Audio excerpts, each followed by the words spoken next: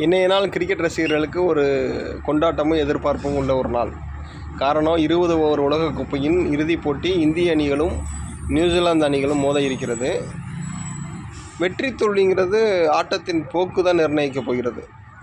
ஏன்னா இரு அணிகளுமே சம பலம் வாய்ந்த அணிகள்.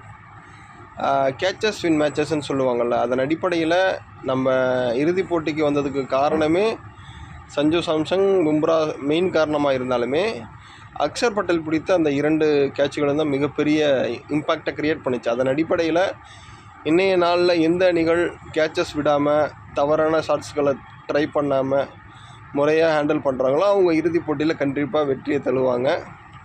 ப்ளஸ்ன்னு பார்த்தா இந்திய அணிக்கு ஹோம் கிரவுண்டு, ஹோம் ரசிகர்கள், அப்புறம் 2 முறை இறுதிப் போட்டியில் வென்ற அனுபவங்கள், இதெல்லாம் நமக்கு சாதகமான சூழ்நிலையாக இருக்கும்.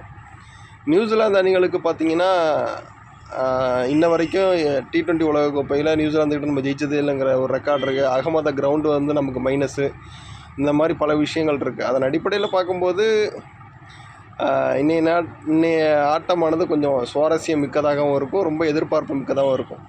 என்னோடய பாயிண்ட் ஆஃப் வியூலேருந்து 40 ஓவர் முடிகிற வரைக்கும் இந்தியா ஜெயிக்கணுங்கிற மனநிலையே இருப்பேன். ஜெயித்தா ரொம்ப சந்தோஷம். அப்படி இல்லையா, நியூசிலாந்து ஜெயிச்சிச்சுன்னா முதல் முறை கப்பை வெல்றாங்க, ஒரு வாழ்த்துக்களை சொல்லிவிட்டு கடந்து போயிட்டே இருக்க வேண்டியதான். போட்டியை காண்போது எல்லாம் ஒன்று சேர்ந்து பார்ப்போம், ஜாலியாக என்ஜாய் பண்ணுவோம். நன்றி, வணக்கம்.